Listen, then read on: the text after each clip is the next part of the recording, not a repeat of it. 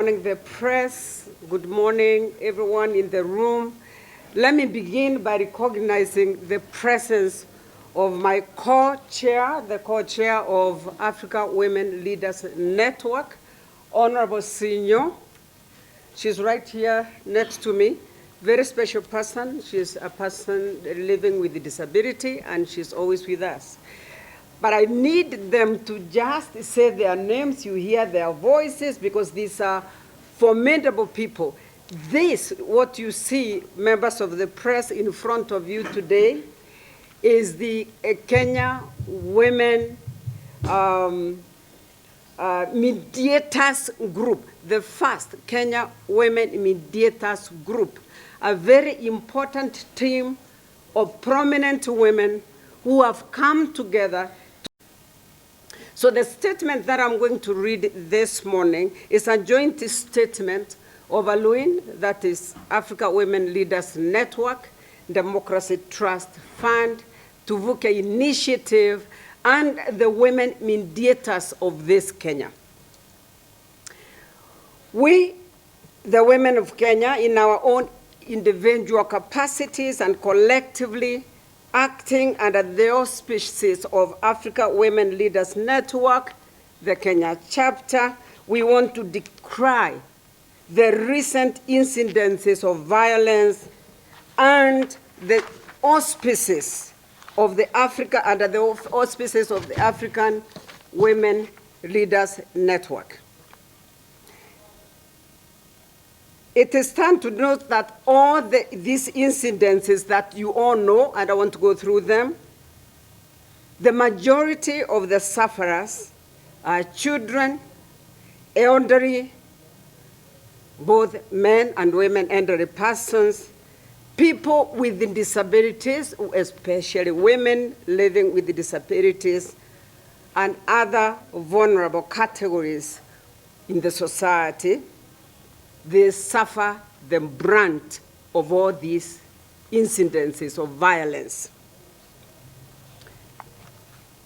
Politically driven violence is very serious in Kenya today. We note as the country gears towards the 9th elections, that is on August 9th, 2022, seeds of discord have continued to be planted, even as cause for political tolerance, and half-hearted apologies continue to be voiced. Misuse of the youth by these politicians, whether they're presidential aspirants or whoever it is, must stop. The women of Kenya are saying, stop putting our children at those levels of violence. We, as women of Kenya, we are concerned about the inflammatory utterances and threats from various quarters following the incidents of stoning of the presidential aspirants. While we condemn such occurrences, we urge different parties, including politicians and their supporters, to maintain sobriety and desist from calling and becoming warmongers. We demand that the responsible enforcement institutions investigate these incidences and all others and bring those responsible to book. We equally, as the women of this country and the mothers of this country, condemn insightful and hateful utterances that have been witnessed both in the country and from some Kenyans in the diaspora. We have witnessed very embarrassing, inflammatory hate attacks directed at the former First Lady, the first mother of this nation, Mama Kenyatta. Shameful. The utterances were distasteful, distressing, and as they were unfortunate. There have also been numerous other incidences of violence across the country, which is of great concern to the women of this country.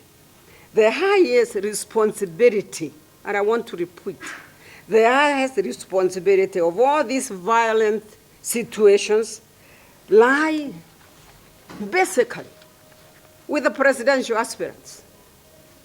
And I want to repeat that very bravely. They bear the highest responsibility on behalf of those they lead. Yes. They are not leaders if you lead people to violence. Yes. And we women of Kenya are disgusted. We have other forms of violence, not only politics. And the mothers of this country, mothering this country, know the others. One of them is banditry and cutthroat rustling.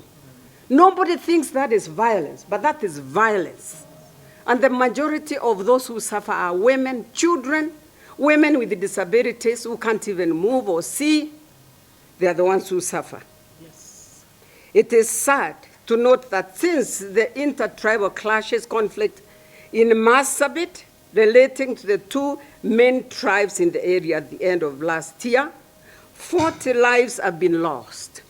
Property worth millions lost.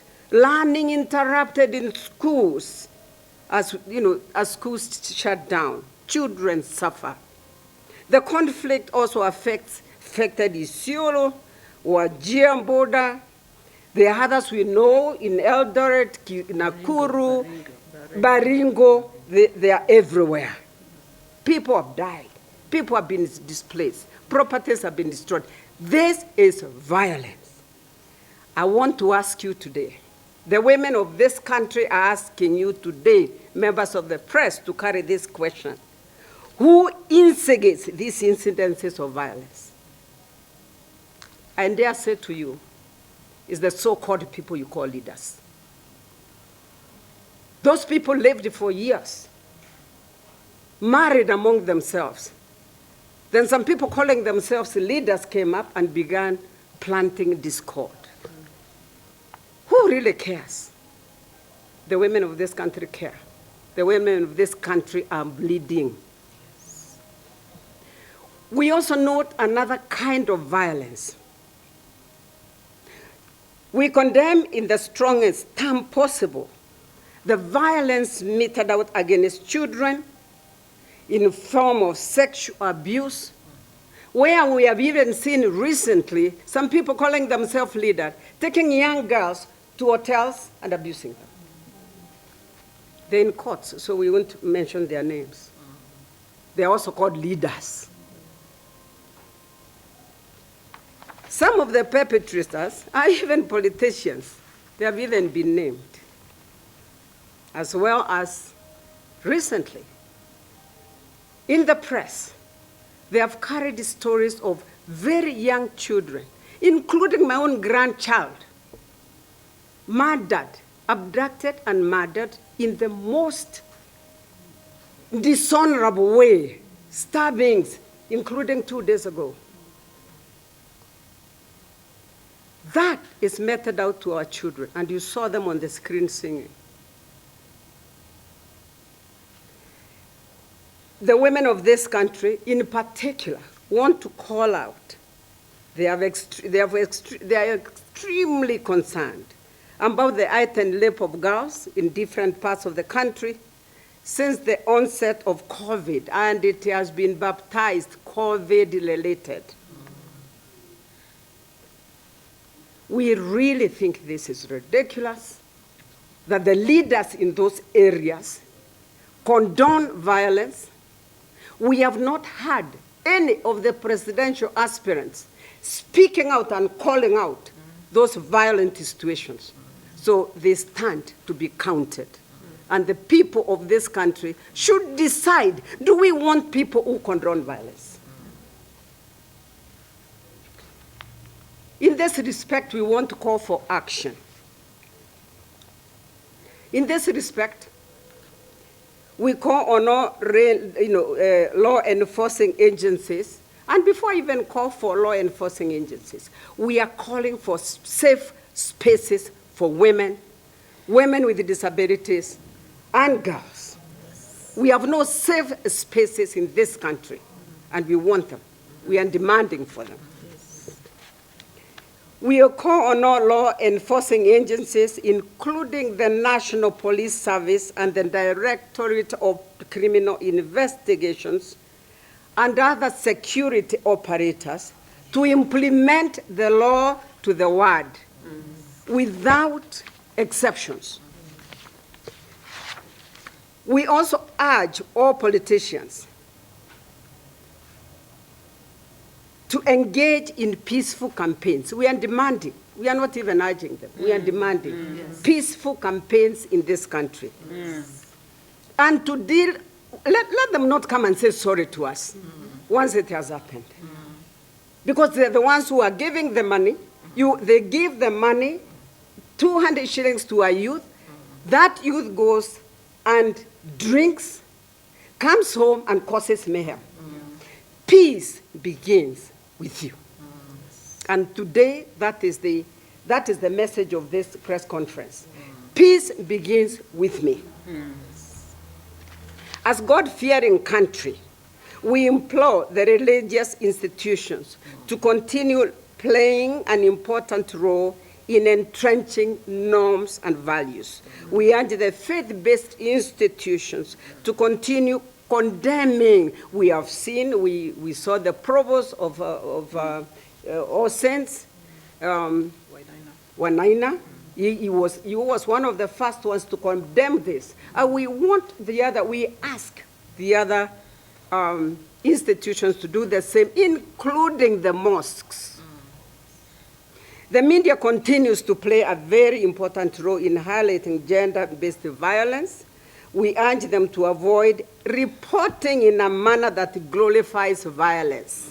What I see discussed in KTN, in Citizen every morning, is glorifying peace and showing how important it is the people who have committed these crimes and getting off with it. We really ought to change that narrative. We respect the members of the press. They have been our friends. They have been the friends of women in fighting injustice in this country. But we really think that you should continue to do it in a gender-specific way. As members of the Fourth Estate, therefore, we urge you to be relentless in the efforts for reporting gender-based atrocities. The community is very important in really maintaining peace. We call on all communities to be watchdogs wherever they are and speak out about organizing of violence in their areas, and I help identify the perpetrators. Those are the ones we are telling the institutions that keep peace to make sure that they follow. And to conclude this statement, let me say that peace is, and I wish everybody in this country can say, peace starts with me and practices. Let's all say, peace starts with me. Peace starts with me. Thank you. Our part as mothers and leaders under Loen, we commit to play a role to nurture and protect peace and stability across the country. That is why these mediators are drawn from across the country, and also representing the youth and women with disabilities. We urge our women politicians to avoid being sucked into violence and instead join hands with all other mothers to maintain peace. Their language must show a difference. In addition, Alwen Kenya has put together this team who are experienced to be able to advise those who fall away on the way to act. They will be brave and they will be blessed by God. We have started as mediators collecting 1 million signatures across this country. Signatures for women and men who want to maintain peace in this country, around this country, and it begins. And we are going to be working together with our sister, Maendeleo ya Wanawake, on this, because Maendeleo ya Wanawake happens to be one of the largest institutions in this country. So don't ask me how we are going to get 1 million. And don't ask me what we are going to do with that 1 million signatures. These minds here know what they are going to do with it. And we'll call you that time for you to see. Additionally, we shall reach out to other sisters of Aluin across Africa, led by our President, Johnson Sirleaf, Ellen Johnson Sirleaf. She's our president. To ensure that in this continent, women speak with a common voice about issues that affect women and peace for them and their families. I want to end this statement by saying this, making a very strong statement. There's a very special place in hell for anyone who causes through violence a life of a woman in particular, and a girl in particular, and a family member in particular. And that, I want to say thank you very much on behalf of the Women Mediators of Kenya, Aluin, and other partners. Thank you very much, and God bless you as we continue towards elections. And out of that statement, I want to wish all the women aspirants, not only the ones that Aluin trained, 135, but also the others. With me is one of them, our governor in waiting, and we wish them well. Well, this team will stand by all the women in this country. Niko hapa kama mwenyekiti wa maendeleo ya wanawake. Ninawakilisha maendeleo kwa Aluin, the African Women Leadership Forum, ambayo mkubwa yake ni President Sir Helen Sirleaf, former President of Liberia, na maendeleo iliingia kama member. We had a breakfast meeting. Maendeleo has been going round with our celebrations of 70 years. And as members, we were very concerned. We formed a national advisory piece as Maendeleo board. However, we support Aluin. So I'm here to stand with Dr. Ria and her team in saying that the events we have been seeing in the country, starting with what we saw with the former Prime Minister, are not acceptable. And we are saying as women, we cannot go this way. I'll even go a little further and say, when we are women and we are Christians and we go to church, a bit of what we also saw in Meru when Mama Ida was there. We as women and women of church, I am a Mothers Union member myself, that was Catholic Women Association. Ningewaomba sana kama tuko wa Kristo, tusitumike na wanasiasa. Tukiwa kanisa, tuko kanisa. Kwa hivyo hata hiyo hatukupendelea sana, lakini hiyo ni mambo ya kanisa, singependa sana kwenda hapo, lakini kwa sababu sisi ni watu wa kanisa, tuangalie ili hatuwezi kufanya tukiwa kwa kanisa. Watoto wetu tumeona wametumika sana kwa hii campaign. Watoto wanapatiwa ile pesa kidogo kidogo, wanakunywa pombe. Ningeomba kila mwanasiasa anjiulize, kama huyo ni mtoto wako ungepatia hiyo pesa na afike kwako kwa mboma amekunywa namna hiyo, wewe ungefikiria namna gani?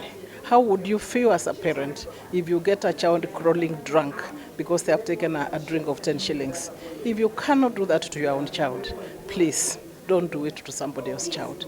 Let us campaign, and because Kenya is here to stay for all of us, we wish everybody well, but we are also saying we have seen values have gone down. Na hii wakati ya siasa haijatusaidia sana. So I'm calling on all the mothers tuombe nchi hii. Maneno ile isiyo na heshima na discipline tujaribu sana kutoa katika hii siasa. So we are asking for a lot of discipline. Tumeona maneno ya gender based violence imeenda juu sana. Tumeona maneno ya rapings. As I said yesterday in your media in KTN, hii maneno inafanyika tu kwa mboma. We also see what widowed women are going through after the loss of their husbands.